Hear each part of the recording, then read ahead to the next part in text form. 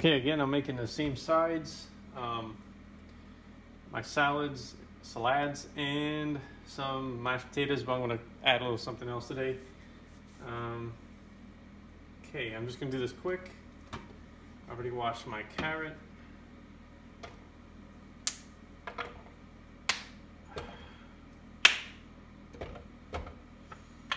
Okay.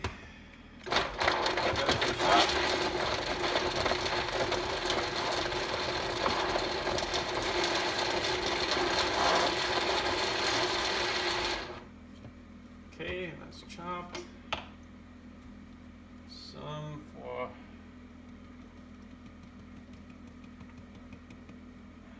for my wife, some for me. I'll leave some in here. So I'm gonna put onions in there.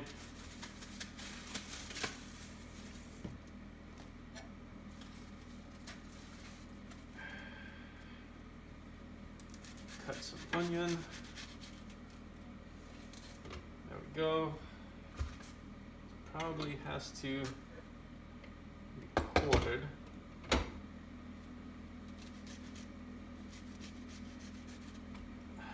There we go, that should be better. Otherwise, it'll probably just sit on top of the blade. All right, let's chop that up for my salad.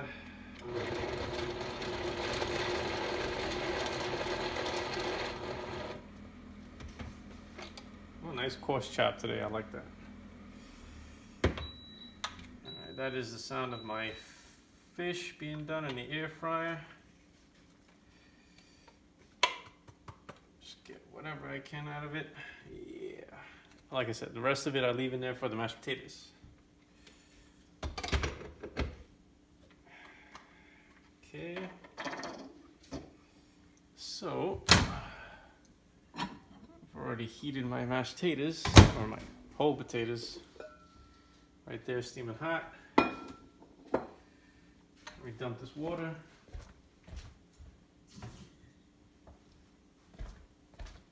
Okay, now I'm going to be doing one potato at a time. So I'll do one potato, and I'll throw the other potato in there.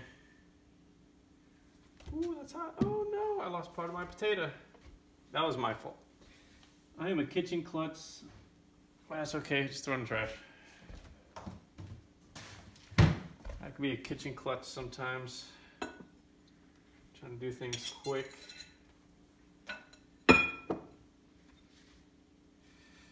That's all right, accidents do happen. All right, let me start off with this amount. I'm just gonna grind it down first.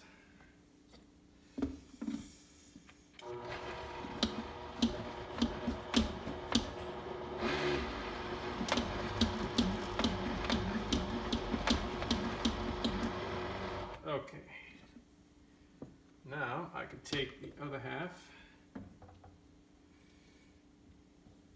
throw that in there,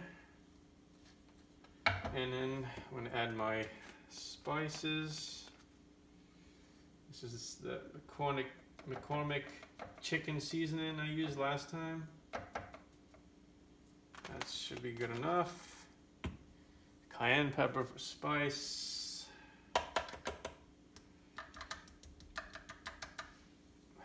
Amount of spice, and that's basically all I'm gonna do.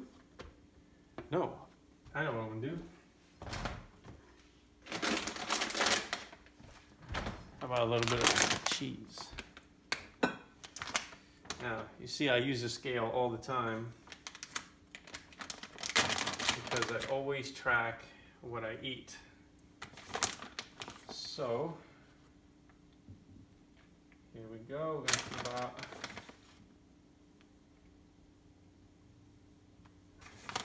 15 grams. That's pretty good. Of cheese, and then another 15 for a total of 30 for on top.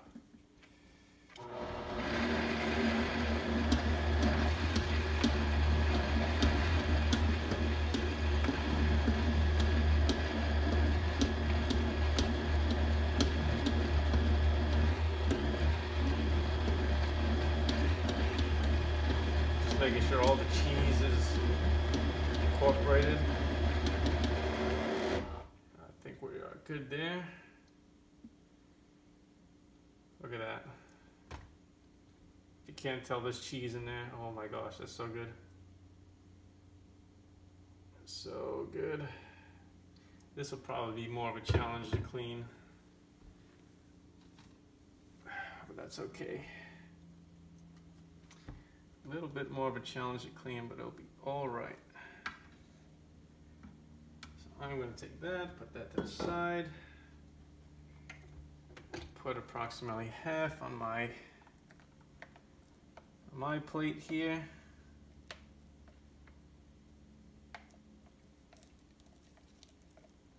Wow, this looks really good. This looks really, really good.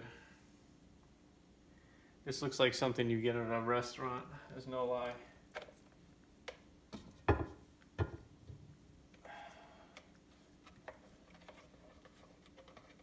Try to pour the rest of it. And there's no oil or any other kinds of fats. This is a very low fat mozzarella cheese I put in there, just to give it a little extra something something, a little extra something something to go with taters. And this is something you'd pay probably about $5 for as a side in some kind of restaurant, especially like a scratch kitchen type place. Spend a lot of money. Well, you know what they do? They use a Vitamix in the back for food prep. So, regardless, what do you think Blendtec's better? In a restaurant, they're using a Vitamix. If you have Blendtec, there's nothing wrong with that in general. You use what you have, even if you have a Ninja, it's fine. As long as you use it for whole food eating, a little piece there, and it's all good. What I don't like is when people trash the Vitamix and the Blendtec, the Ninjas are better. Nah, objectively no. They think they start out with a Vitamix, have a bad experience, and then they try to go to a Ninja or a Blendtec.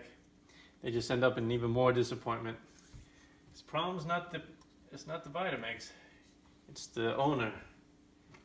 All right, I'm gonna clean this. I've shown how to clean it. This is gonna be a little more of a challenge anyway because of the cheese.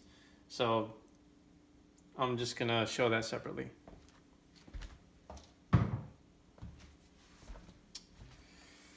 Okay, and that's basically all I'm gonna do for right now. I'm just gonna serve the fish and I'm gonna eat. So that's the end of this log. The machine worked just fine.